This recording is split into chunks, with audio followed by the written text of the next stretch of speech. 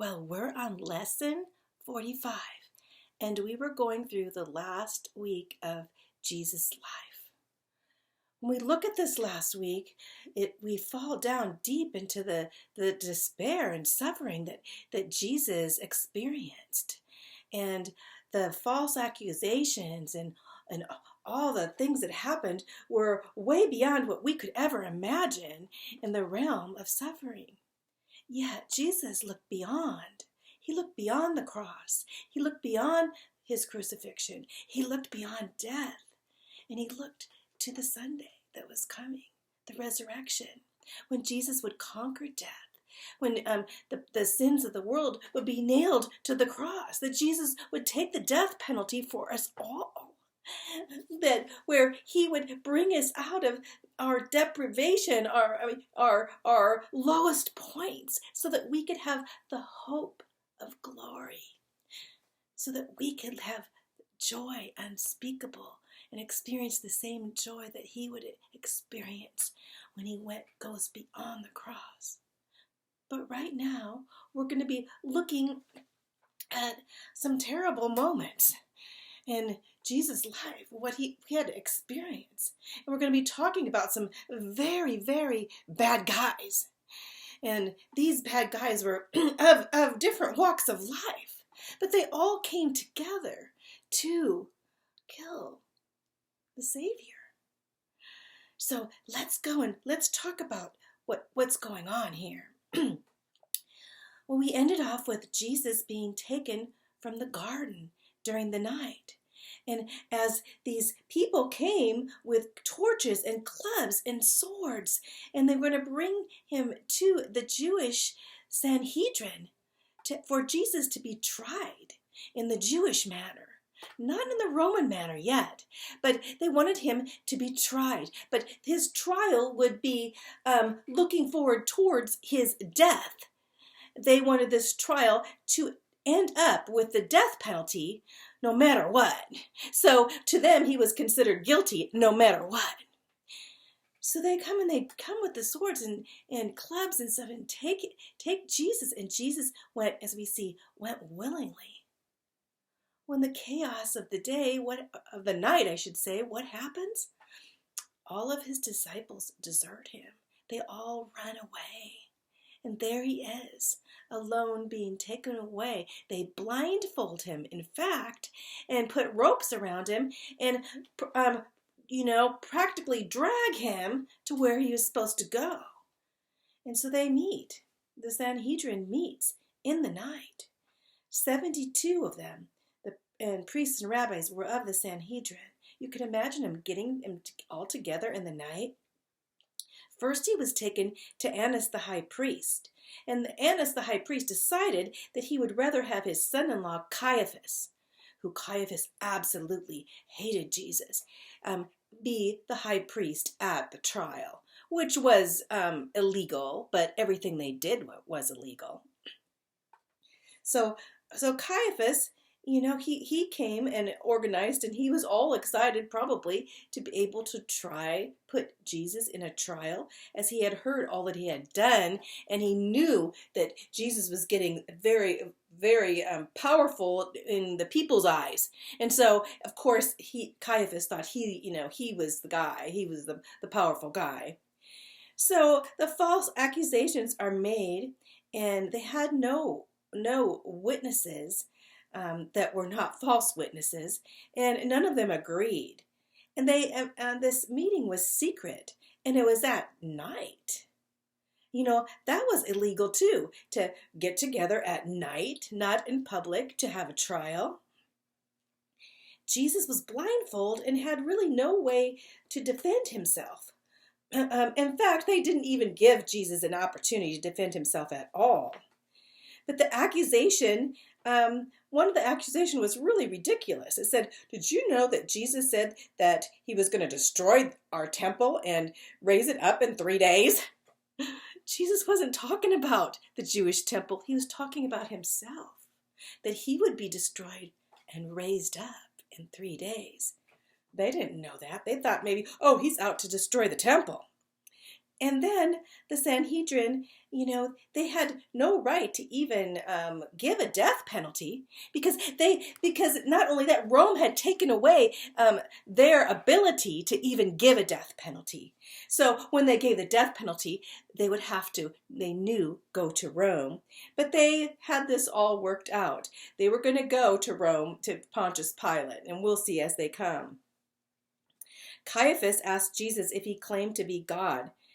And then Jesus replied, basically Caiaphas said, "Are you the Christ, the Son of the Blessed?" And Jesus said, "I am, and I will sit at the right hand of God, and I'll be coming again in glory."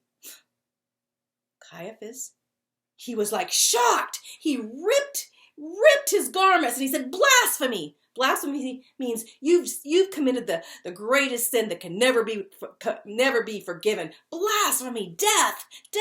He was so angry, saying, because Jesus said he was God. And guess what? Jesus was the Son of God. And so here he gives that verdict, the death penalty. And this Jewish Supreme Court all gets together, and there were a couple of them there. I know. We know Nicodemus was there, and we know Joseph of Arimathea were there. And later on, they go to claim Jesus' body. They were believers. We know there was a few that were believers. But those that really hated Jesus, and this was totally illegal too, they took Jesus aside there. He was blindfolded. You know what they did to him? Can you imagine being blindfolded? Close your eyes maybe now, and you'd see they spit on him. And then they took their fists in their hands and they slapped him and said, prophesy to us. If you are God, prophesy to us. What? How terrible. And they said, prophesy, who hit you? Guess who hit you? How terrible. And then it says they even plucked out his beard. How horrible. You see, these guys had a very religious spirit, and I find the worst of worst have the religious spirit. I've given the gospel many times, and one of the times I was at my aunt's funeral, and we were at this very religious church. It was an Episcopalian church, and there was a woman priest, and she was behind us, and we were supposed to get up and just say a few words, about my aunt, who was a funeral, and she had passed away, but she knew Jesus. So I got up and was sharing how she loved Jesus and how we needed to know Jesus personally. And I had some Gospels of John and some CDs of peace CDs of my friend Sherry Youngward. And I had already asked that the funeral arrangements if I could give some of them out to some of the people that were coming to the funeral. And they said, "Oh, sure." So they were in the front, and so she comes, so I'm up there, and I'm talking through this microphone in this church, and she's in a big, huge chair with all her robe and paraphernalia there, and, I said hi and everything, and I got up there, and I said, "Wow, my Aunt Ida, she's in heaven." And then as I started keep talking, she must have got angry. I didn't know what she was doing behind me. She got more and more angry, and she came over, and she started kicking the back of my legs and started hitting me. And I thought maybe there was a spider or something. I didn't know what she was doing. I'm like, oh. So I just kept going, and I said, "Oh," and she kept trying to kick me, and I'm like thinking, what? And then I got off, and my family who was sitting in the front row, they just thought, what? She was so angry. And then after everyone got finished, and at the end of the funeral, she takes my Gospel of John's and she's going to throw them away, and she takes my CDs and she's, "How dare you do this? How dare you?" And I'm like, all I was giving was Bibles. And she goes, "How dare you?" The Indians here, so they were all Native American. They don't need the Bible. I tell them what to believe. And when she said that, all of the Indians came over one by one different times and said, "I would like a Bible and I would like a CD." How angry and forlorn a person like that is, and I got a little angry too, but then I prayed and I said, "Lord, I just pray that you'd touch that woman." That's the Sanhedrin. The religious people get very angry if they're not in charge. So we're going to go on.